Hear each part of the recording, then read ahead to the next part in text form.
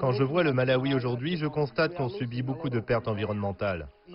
Si nous ne sommes pas assez prudents en tant que pays, le Malawi ne sera jamais plus le même. Cette beauté disparaîtra. Ça doit commencer avec nous. Force Nguera est un militant écologiste. Il veut sauver les poissons du Malawi, déjà en danger et menacés d'extinction totale.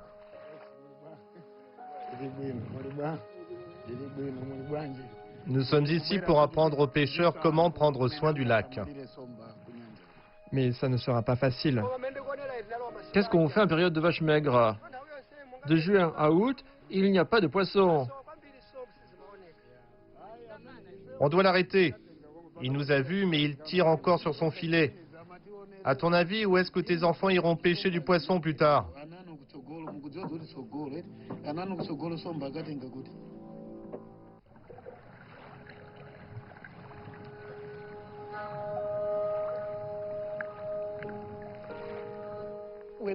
Quand je vois le Malawi aujourd'hui, je constate qu'on subit beaucoup de pertes environnementales. Je sais d'où je viens. Je sais les ressources environnementales qu'on avait. Je sais où nous en sommes aujourd'hui et je peux prédire vers où le Malawi se dirige. C'est une inquiétude que j'ai en moi. Je la partage toujours avec mes enfants parce que je voudrais vraiment transmettre cela aux jeunes qui sont l'avenir du Malawi.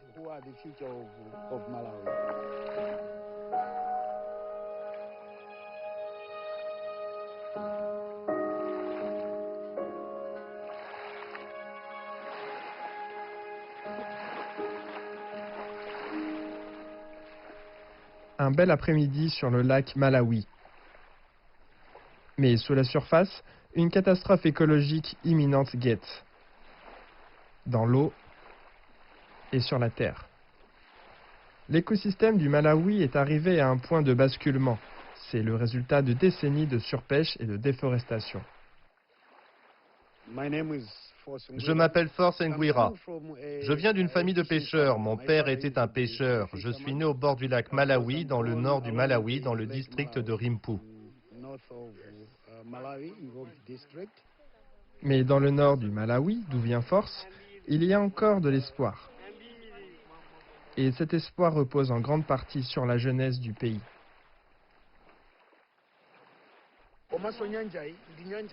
Le lac Malawi est l'un des plus grands lacs d'Afrique.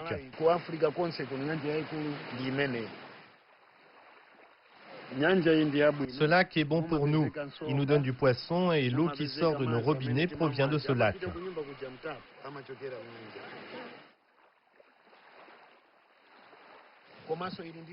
Il était très poissonneux et c'est le seul endroit où vous pouvez trouver du poisson de chambo. Nous devons préserver le lac et nos ressources naturelles pour les générations futures.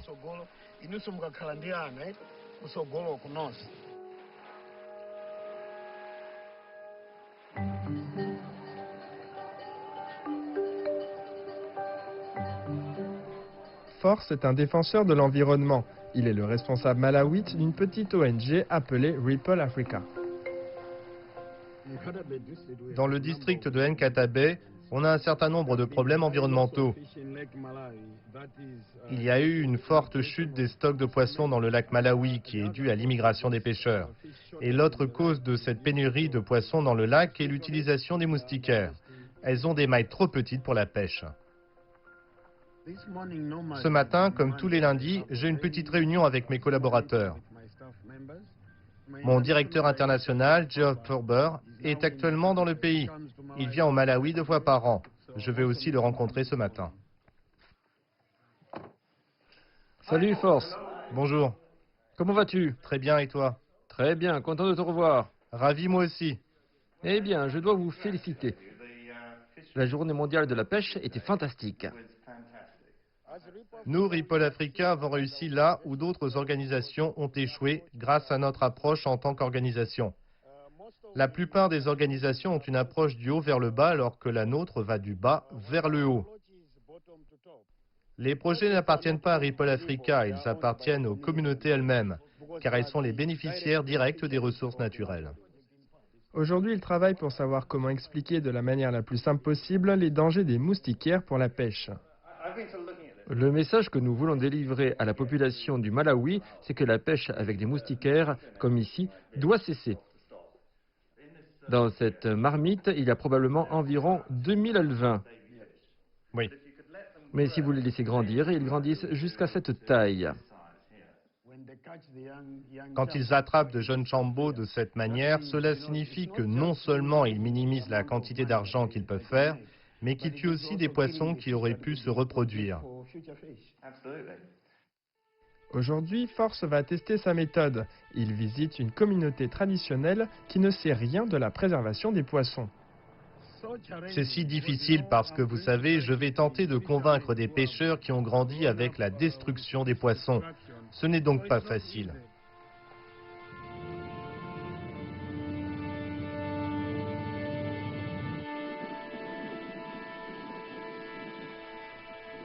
Bonjour. Bonjour.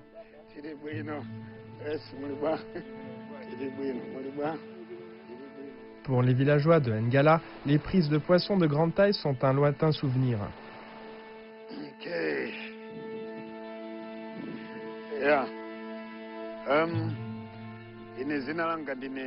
Je m'appelle Force Nguira. Je viens de Nkata Bay. Bonjour. Nous sommes ici pour apprendre aux pêcheurs comment prendre soin du lac.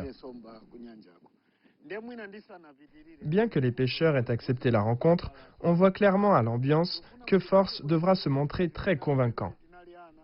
Je voudrais que vous vous remémoriez la situation il y a 10 ou 15 ans. Comparez la quantité de poissons que vous faisiez par rapport à maintenant.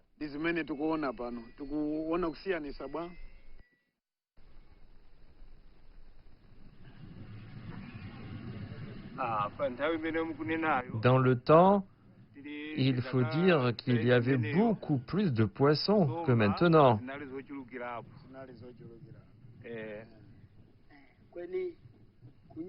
En ce temps-là, on ne se battait pas pour le poisson, parce qu'il y en avait beaucoup.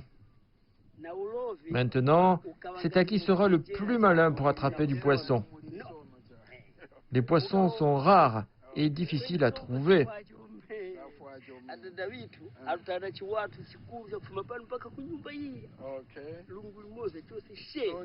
D'après vous, qu'est-ce qui a causé cette pénurie?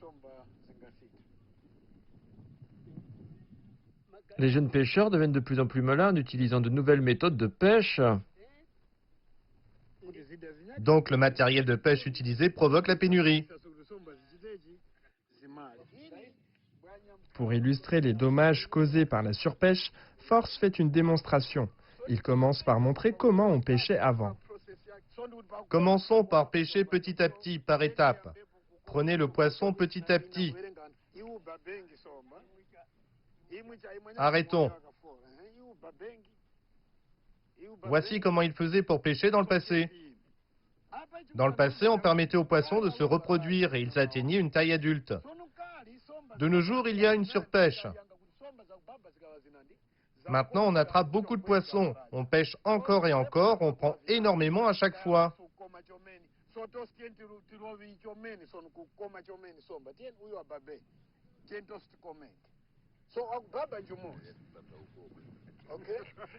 D'accord, vous voyez?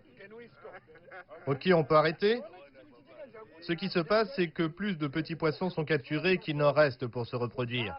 Donc, à cause de cela, le nombre des poissons diminue.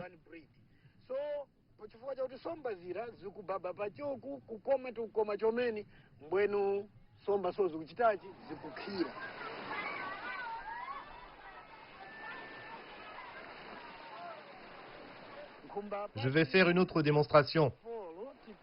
Et cette fois-ci avec une moustiquaire. Regardez. Tiens, prends ça. J'ai un filet au mailles plus large ici. Vous voyez? Et là, je veux expliquer la différence entre ces deux filets. Vous avez la moustiquaire et vous avez le filet de 5 pouces. On les a mis à côté, là. Vous avez la moustiquaire et vous avez le filet de 5 pouces, donc. Lequel va attraper le plus de poissons? Celui-ci va en attraper plus. Eh oui, celui à large maille est mieux parce que les petits poissons peuvent s'échapper. Voilà pourquoi on dit que le matériel qu'on utilise est mauvais. On doit utiliser le bon filet de sorte qu'on n'attrape pas de petits poissons.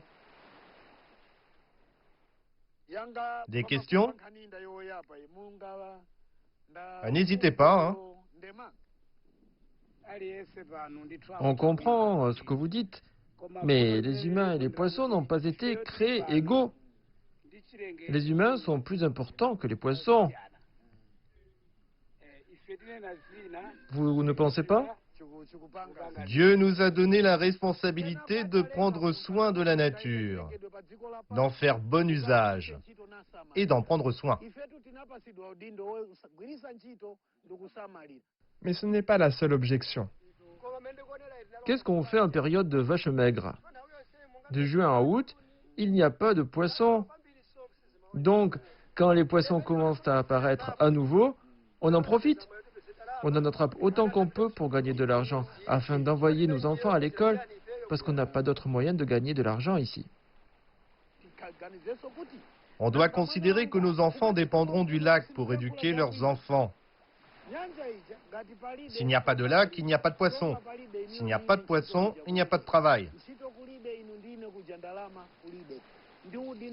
Je vous remercie beaucoup. Merci d'avoir pris le temps de m'écouter.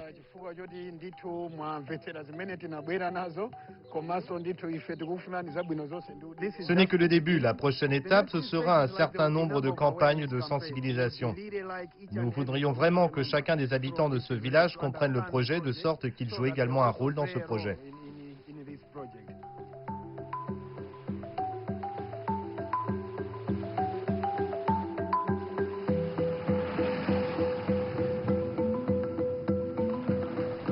Le lendemain, Force visite un projet en cours mené par Ripple Africa. Il veut constater les progrès réalisés.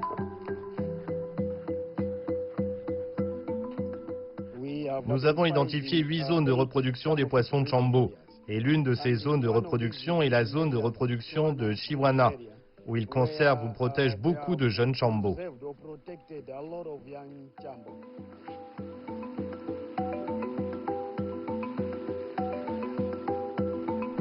Le projet a été lancé il y a déjà 2 ans. Les habitants acceptent de ne pas pêcher pendant 4 mois de l'année. Cela permet aux poissons de se reproduire.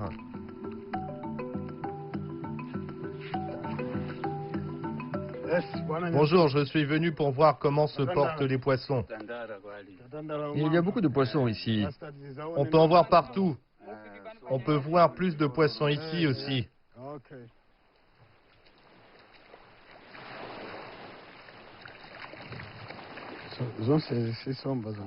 Ils sont beaucoup plus gros. Ils ne sont pas comme avant. Dans le temps, tous ces poissons n'auraient pas survécu. Auparavant, les gens pêchaient partout dans le coin.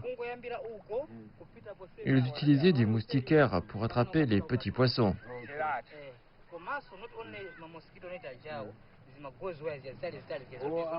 Il y a davantage de poissons grâce à la période de fermeture de la pêche. La plupart des gens ne voient pas les avantages d'une période de fermeture. Si on pouvait continuer d'appliquer la mesure encore pendant 2 ans, on verrait des résultats encore meilleurs. Cela vaut non seulement pour le Chambo, mais aussi pour d'autres espèces.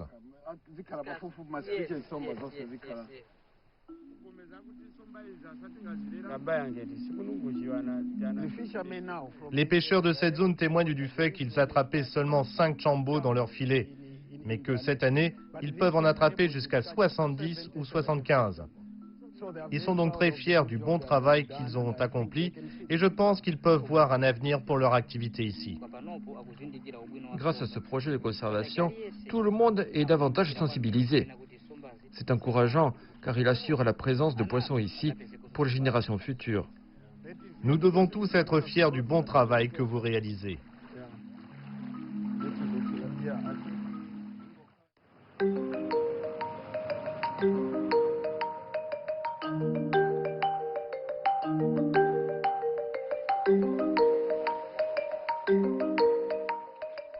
force, et résoudre le problème de la surpêche, cela ne se résume pas aux pêcheurs. Les commerces à proximité du lac sont également concernés. Aujourd'hui, il rend visite à un commerçant qui vend du matériel de pêche.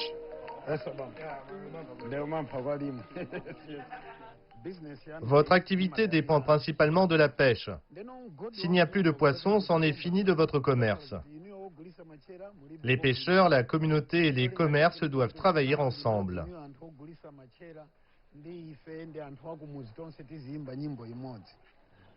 Cette affiche que vous m'avez donnée montre le matériel illégal qui ne doit pas être utilisé.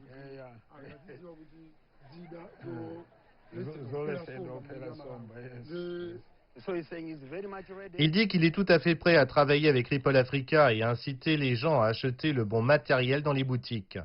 Il nous a également promis qu'il ne vendrait que le matériel recommandé qui permet d'attraper le bon poisson.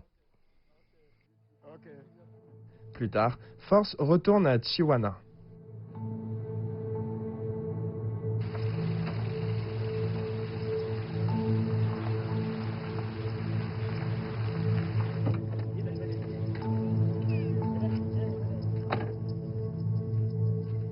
Il se joint à des villageois et à des agents de la police locale pour une patrouille en bateau visant à lutter contre la pêche illégale.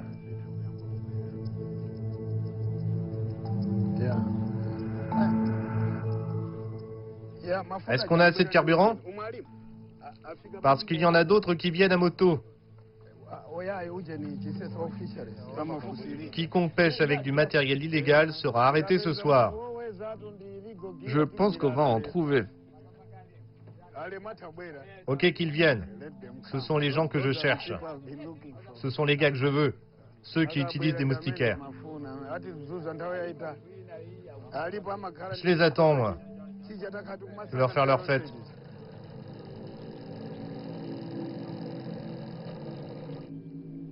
La nuit tombe et l'espace à couvrir est vaste. Les résultats qu'obtiendra la patrouille sont incertains. Ce soir, ils ont de la chance. En plein milieu de la zone de reproduction, ils repèrent un filet de pêche illégal. Ce filet est très grand et couvre toute la zone. La première chose qu'on va faire, c'est de confisquer le matériel, puis on va chercher son propriétaire. Maintenant commence le jeu du chat et de la souris. On va commencer par là-bas parce qu'il essaie de le retirer. Il nous a vus, mais il tire encore sur le filet. Il est culotté. On doit l'arrêter. Où est-ce qu'il pense aller comme ça? On dirait qu'il veut aller en prison. Il n'a aucun respect.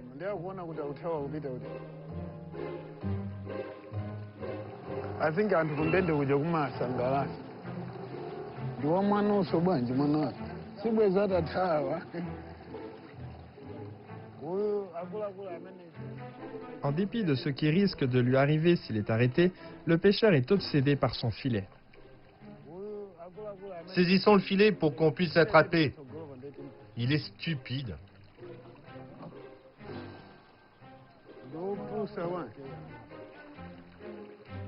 Il ne semble pas réaliser que c'est lui la prise de la soirée. Tu étais en train de pêcher illégalement? Non? Si, monte dans le bateau. Mais très vite, les conséquences de ces actes semblent évidentes. As-tu entendu parler des lois limitant la pêche pendant cette période? Et c'est une zone protégée. Personne n'est autorisé à pêcher ici. Oui, mais je n'ai pas mis de filet ici. Mais on a vu ton filet et tu sais que c'est illégal. Tu sais que c'est illégal, tu le sais? Tu viens de dire que tu savais pas que c'était illégal. Est-ce que tu sais que c'est illégal de pêcher dans cette zone? Tu n'as pas manqué de culot parce qu'en nous voyant venir, tu as continué à tirer sur ton filet. Comment as-tu pu penser t'en sortir comme ça? Hein? Tu pourrais me le dire? Réponds. Je voulais juste enlever mon filet. Je voulais juste dégager la voie. L'enlever pour aller où? As-tu des enfants? Oui. À ton avis, Où est-ce que tes enfants iront pêcher du poisson plus tard? Ils n'en trouveront nulle part. Pourquoi fais-tu quelque chose qui ne profite qu'à toi? Tu as été arrêté pour quelque chose que tu aurais pu éviter.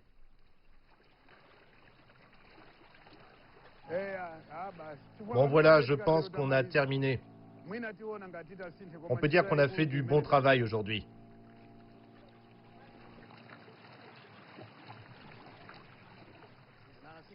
Le comité emmène le délinquant.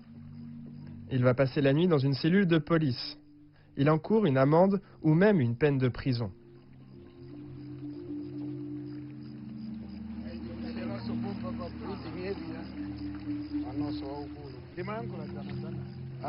Il m'a dit qu'il avait des enfants.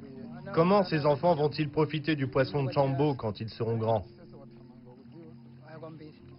Pour Force, les victoires comme celle-ci renforcent l'espoir que le lac peut encore être sauvé. Mais la surpêche n'est pas le seul défi environnemental du Malawi. La déforestation et l'agriculture sur brûlis déciment les terres.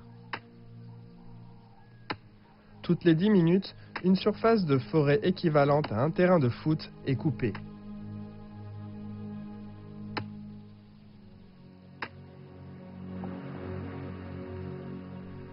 Aujourd'hui, Force va avoir l'avancement d'un projet phare, 130 km² de forêt protégée par la population locale.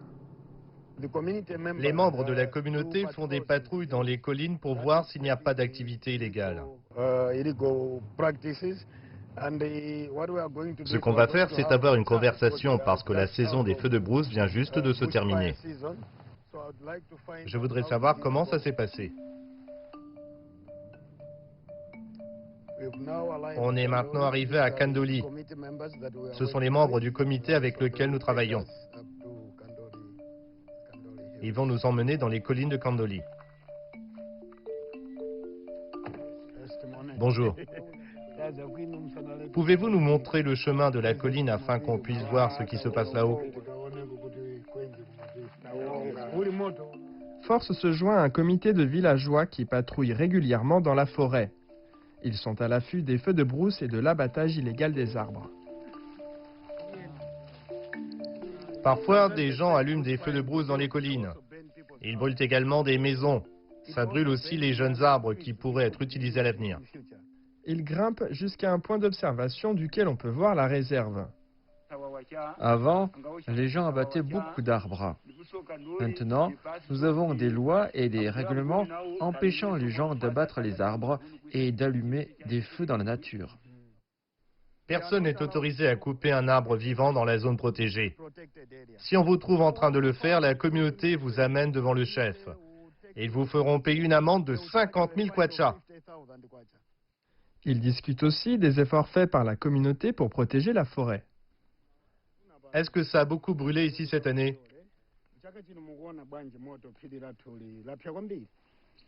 Non, il n'y a eu aucun feu cette année. Pourquoi pensez-vous qu'il n'y a eu aucun feu?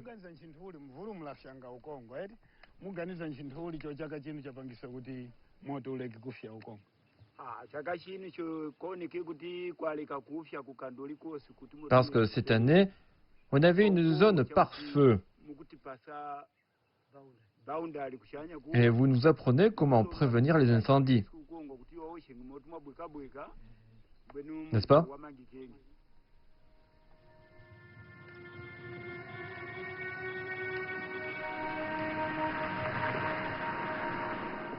Mais hors de l'enclave protégée de Kandoli, les feux de brousse restent une pratique trop courante pour défricher. Souvent, les résultats sont désastreux. En seulement quelques minutes, un feu incontrôlé a détruit les biens d'un habitant. J'ai vu le feu s'approcher. Quand je regardais autour de moi, j'ai vu la maison en feu. J'ai couru pour la sauver, mais c'était trop tard.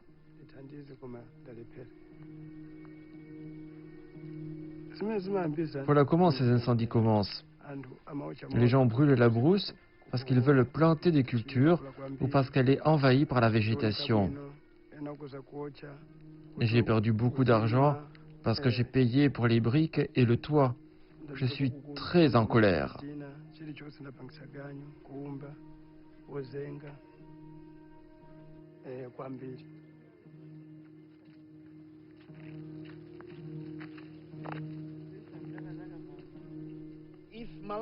Si les Malawites ne sont pas assez prudents, nous ferons de ce pays un désert.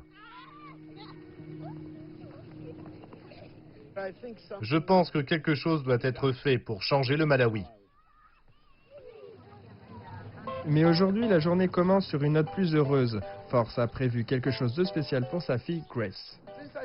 Depuis que j'ai commencé la plantation d'arbres, j'en suis déjà à environ 4 millions d'arbres plantés. Et je suis très heureux parce que j'enseigne tout le temps à mes enfants l'importance de la plantation et de la protection des arbres. Tu sais le nom de l'arbre que tu vas planter? Un acacia.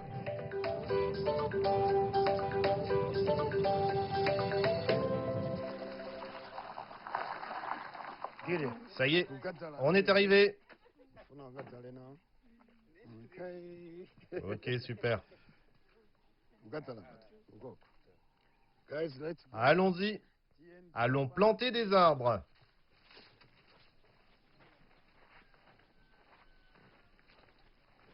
On doit couvrir 7 collines d'arbres.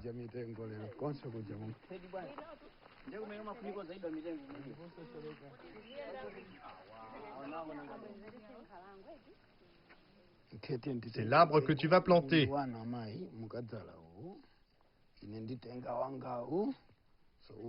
Et moi, je prends celui-ci.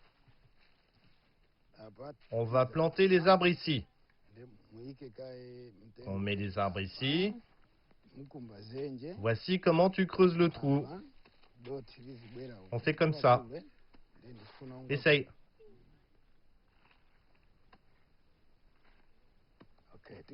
Quand on a fini de creuser, on prend l'arbre. Plantons-le ensemble.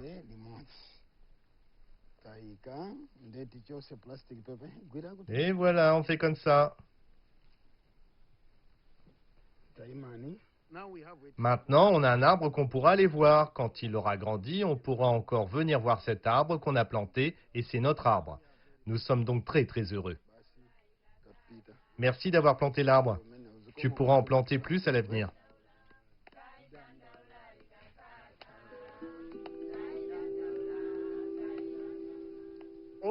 Toutes les ressources naturelles du Malawi nous appartiennent. Ça doit commencer par nous. Ces ressources que nous avons aujourd'hui, que nous utilisons aujourd'hui, elles ne sont pas seulement pour les Malawites d'aujourd'hui. Elles sont aussi pour les Malawites qui ne sont pas encore nés. Donc c'est à nous de commencer la gestion ou l'utilisation durable de nos ressources.